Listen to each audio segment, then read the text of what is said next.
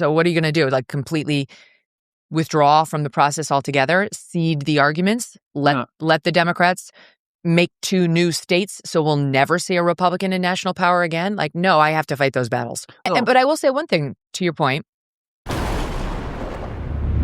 Where do you put your enthusiasm now? Because 28, J.D. Vance, like where do you go? Okay, but this time I've reverted to where I was as a kid and a smackhead, a drug addict. Is it true you don't even vote? Yeah, no, I don't vote. Saying you can't trust any of them because there are systems that control them. As long as these systems are fundamentally controlled by the same interests, whether they're global bureaucratic or deep state. They call that being black-pilled. Right. So where do we go? Where do we go when it comes to advocacy? The next step is relative evils. Oh, great. Well, I don't like that. I know. It's unfortunate, but that's the next logical step because it is a binary system. One of them is going to ascend to power, and you have to choose the lesser of 2 evils. That's really what it's always been about. Even with Trump, it's been very complicated between us for many, many years. But I knew that he was better than she was. Yeah. And I still feel like we'll have to make that choice next time around. But I have voted in 9 presidential elections. 5 of them I voted Republican and 4 of them I voted Democrat. A true independent. I will make up my mind based on the person who gets the nomination and go from there. And what does the country look like? What are the issues that are really important right now? But Megan, from where we are now, what level of independence does that demonstrate really, when surely what we have agreed on is that there is no meaningful transaction taking place in the tension of a bipartisan system? My 2 top issues were the border and the trans thing. And Trump did a good job on those. I'd like the deportations to happen, but we've made so much progress on the trans thing. We are still cutting off the penises of little boys, but not as often as we used to. I did one this morning. The Olympics changed. This is all thanks to Trump. All these hospitals are stopping the procedures. That's thanks to Trump. So we've gotten something. But compared to potential Armageddon and yielding to perhaps the supreme forces that ultimately control the world, those are Pyrrhic victories indeed. Somebody had to ascend. So what are you going to do? Completely withdraw from the process altogether, cede the arguments, let the Democrats make 2 new states so we'll never see a Republican in national power again? Like, no, I have to fight those battles. What if can we not generate new battles by proposing radical systemic change and the radical decentralization of political power? Yeah, the first thing you'd have to do is get rid of the 2-party primary system. Cool, let's do that. Yeah. I mean, why are people not acknowledging that if the technology exists for all of us to carry digital ID, essentially 70% of the global population to get vaccinated overnight from either a made up or potentially not as threatening as it was presented disease, then why don't we collectively, particularly people that have extraordinary sway, what if these voices in independent media became overtly and deliberately active in politics? Doesn't that have the extraordinary salve of resolving these cultural issues instantly, i.e. if there is a community that wants to be run in accordance with Sharia law within some state somewhere, then allow them to democratically do it. If there is a community that want to have a sort of a trans utopia, allow them to do it.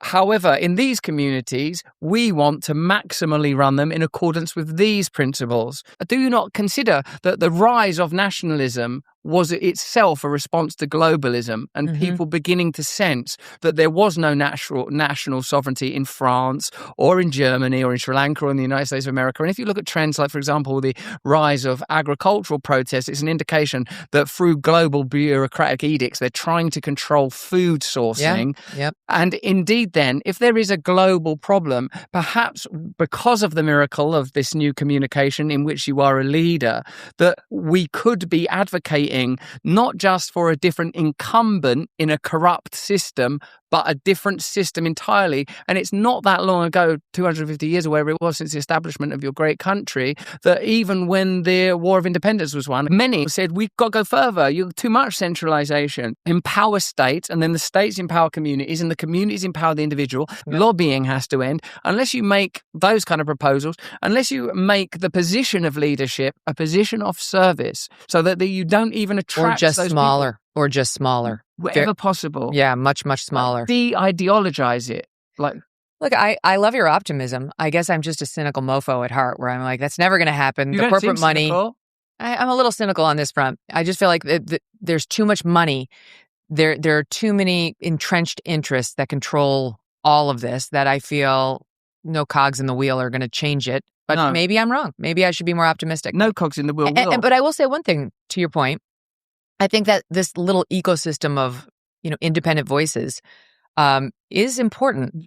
People are getting killed for it. Yeah, exactly. People are getting shot dead in public because of the impact. It seems to me people are having their reputations tarnished, I think, precisely because of that. So what my interest is like, why are we pretending that we are at an advantage when you centralize power? Of course, there are areas where central coordination is beneficial, but we're at but the principle ought be decentralization and democracy. These are not new ideas. If the technology that existed today existed when this nation was founded, how much power would they have afforded at the local level? They would have afforded more. Yeah, a lot. Now that technology does exist. That, of course, was the original ideal anyway. That was the whole goal of having these little states that were experimental and a very small national federal government that we'd all join, and that would be we'd have some basic ideals that would be enforced at that level, but that each state could have its own personality and its own laws and its own culture. That was always the vision for America. It's only as the country went on that we got a more bloated and empowered federal government, that we then ceded a bunch of powers, from the congressional branch, which is the people's representative, to the executive branch.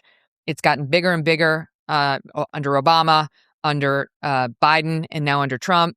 And I'd love to get back to where we have a very, very, very tiny, disempowered executive who really can't do much. Yeah. That'd be great. That would be much more consistent with the way the founders wanted the country to be run. Don't be afraid to notice that the technology that you vote for pop idols or X Factors or some dumb thing for could be used to say, I don't want to have a war with Iran. I don't want one. I'm not sending you my taxes. I'm not doing that anymore.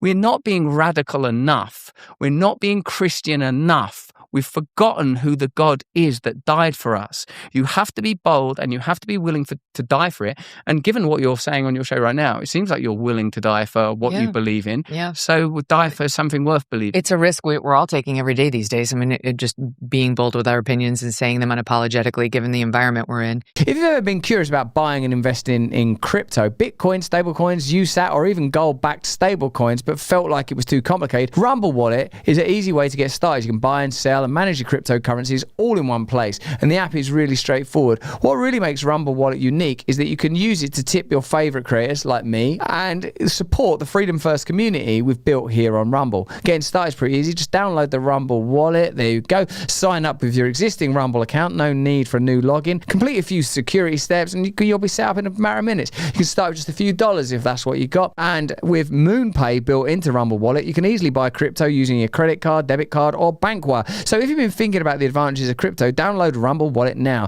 Click my link in the description or search Rumble Wallet in the App Store. Download Rumble Wallet today and move your assets to where they belong, in your hands, in your control, not in some peculiar, mercurial place where the government can get their hands on it. Rumble Wallet is a technology provider only, not a custodial service. See the terms at wallet.rumble.com. Check those out. Download Rumble Wallet now and enjoy the benefits of financial and personal freedom. I use it. Give it a go, why don't you?